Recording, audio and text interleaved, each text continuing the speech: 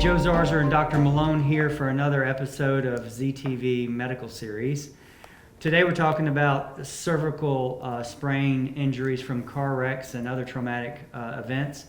Dr. Malone, what happens a lot of times is people will go to the ER. They typically get, I think the standard of care requires an X-ray and or CT scan of the neck. They come in and they think, okay, well, those things didn't show anything wrong with me.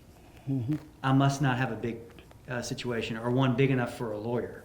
Why is that not necessarily the case? Well, so in the ER, those imaging studies are to look for anything big and bad, fractures, dislocations, reasons why they would need to have someone else involved in your care, like a neurosurgeon, to say this could threaten life and limb. Acutely. Yes, and so that day. Exactly. And so the way I like to think about it is, if someone says, "What was the score of the football game last night?" you could probably rattle off the score real quickly, and that's it. And I'm like, okay, great. I know there's a game, and I know who won. That's what they're figuring out in the ER, that there was potentially an injury and which way it went. And that's it. So then you need to do further studies when you want to look in the box score. How many passing yards were there? You know, were any turnovers, interceptions? That's what the CT scan, that's the MRI are there for. But you don't always do those right away. Just like the same thing when you ask them the small talk about a football game, you don't flip to the box score. You just say, oh, okay, I know who won, and that's it. Right. So you got to take an opportunity to explore this further with the CT scan or MRI if your symptoms and your signs warrant it upon follow-up with your provider. Right. And what I tell people many times is they're going to get the CT scan many times. They're going to get an X-ray in the ER. They're not going to get the MRI most of the time, like 90% of the time they're not. Yeah. And the MRI is the one test that actually is the most helpful to our cases.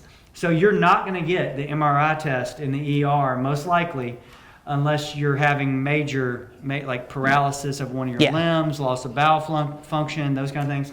And so what I tell clients is, and I don't know how helpful the MRI is, because the MRI, unlike the CT and the X-ray, shows soft tissues like discs, but those can get inflamed in trauma.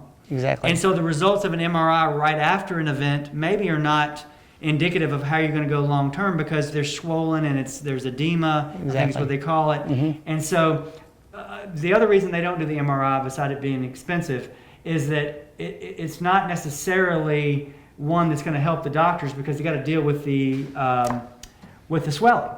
So once the swelling dies down, 3 or 4 weeks, if you're still having some serious symptoms, that's when they pull the MRI in. Exactly. And so the important thing is, if you have a cervical strain diagnosis and you've only had a CT scan or an X-ray, you are not fully diagnosed yet if you're still having symptoms. You can contact us with if you have more questions about this kind of injury from a car wreck or similar type trauma. ZarzaurLaw.com or 855-HIRE-JOE is the phone number. Thank you.